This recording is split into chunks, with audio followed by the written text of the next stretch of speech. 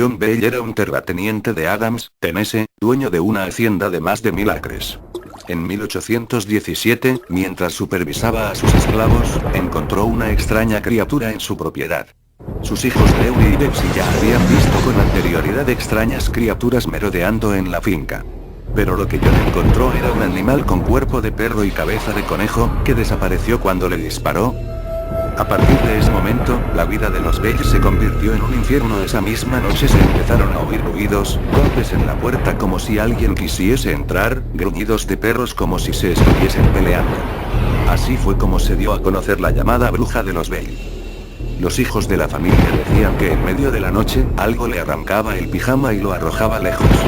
La más pequeña, Betsy, fue agredida por un ente invisible que la sujetó del pelo y la golpeó y arañó varias veces en la cara.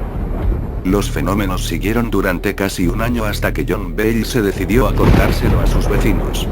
James Johnston y su esposa pudieron comprobar la veracidad de los sucesos.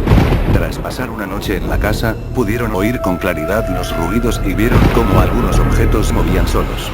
El rumor se extendió entre toda la comunidad de Red River, y mucha gente que pasaba por delante de la casa de los Bell aseguraba haber oído una voz hablando fuerte, cantando, describiendo hechos que sucedían lejos de allí e incluso recitando la Biblia. El espíritu tenía un cierto apego a la Lucky Bell, mientras que por el contrario parecía odiar a John, y tenía entre sus objetivos terminar con el compromiso de Betsy Bell con Joshua Garner. Además, era capaz de imitar perfectamente las voces tal y como comprobaron cuando recitó una oración recitada por el señor Johnston durante su visita y podía leer el pensamiento. Un domingo por la tarde fue capaz de recitar el sermón que el reverendo Gunn había dado esa misma mañana en la iglesia. Además, durante la visita de un hombre inglés que trataba de librarles del espíritu, este le mantuvo al tanto de las noticias que sucedían en Inglaterra. Toda la información fue corroborada posteriormente mediante cartas. Este hombre le pidió que transmitiese un mensaje a su familia, y 3 horas más tarde, el espíritu volvió imitando perfectamente las voces de su hermano y su madre. También poseía una fuerza sobrenatural, pues uno de los mejores amigos de John Bell, Jr., que pesaba unos 113 kilogramos y que intentaba también atrapar a la bruja, fue víctima de varios ataques mientras dormía. El colchón fue sacado de debajo de su cuerpo, y la cama empujada al otro extremo de la habitación, y fue golpeado en la cabeza y la cara. También los esclavos de los Bell fueron atacados. Uno de ellos se encontraba prendiendo los carbones de la estufa cuando varios trozos de madera le golpearon por todo el cuerpo. Inmediatamente después fue lanzado contra una silla y golpeado sin piedad. Cuando finalmente cesó el ataque, el espíritu le dijo que si volvía a llegar tarde le mataría y le tiraría al fuego.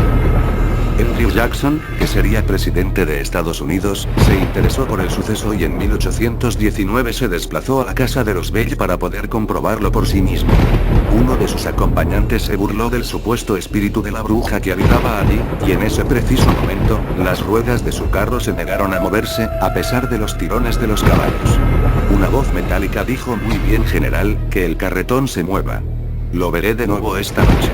Tras pasar la noche allí, Jackson aseguró que, a pesar de no haber visto nada, había escuchado lo suficiente como para creer en la bruja. Uno de sus hombres decía ser domador de brujas, y amenazó a la bruja con una bala de plata. Esta le incitó a dispararla, pero el gatillo se bloqueó mientras algo tiraba con fuerza de la nariz del hombre. Jackson y sus hombres abandonaron la propiedad de los Bell al mediodía siguiente. Sin embargo, no todos sus actos eran negativos. Cuando la señora Bell se reunía con sus amigas y vecinas, siempre tomaba parte mientras se bebían refrescos, y traía frutas que caían en la mesa o en las faldas de las mujeres. La voz continuaba presente, y manifestaba claramente su intención de matar a John Bell, que en esa época era víctima de frecuentes parálisis faciales. El 20 de octubre de 1820, volvía junto a uno de sus hijos del corral de los cerdos y, al desnudarse, pudieron ver cómo los pies de John sangraban, su cara estaba amoratada y sus ojos llorosos. Finalmente, el 20 de diciembre de 1820, John Bell apareció muerto. Junto a su cuerpo encontraron una botellita con un líquido que aparentemente había bebido antes de morir. Se lo dieron a probar al gato de la familia, que murió inmediatamente después. Entonces se oyó una escalofriante voz que dijo: "Nunca se levantará". Yo lo hice. Tras el funeral, muchos de los presentes aseguraron haber oído una voz riéndose y cantando. Cuando creían que el fenómeno había cesado, Lucky Bell oyó que la voz decía que volvería en 1828.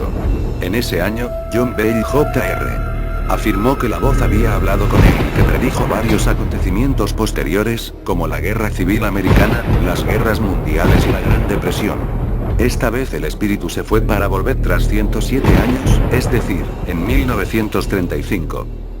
Se cree que en esa fecha el espíritu volvió a la casa de los Bell y que desde entonces permanece allí, por eso es frecuente escuchas ruidos extraños en la zona y es normal que las fotografías salgan con alteraciones y elementos extraños.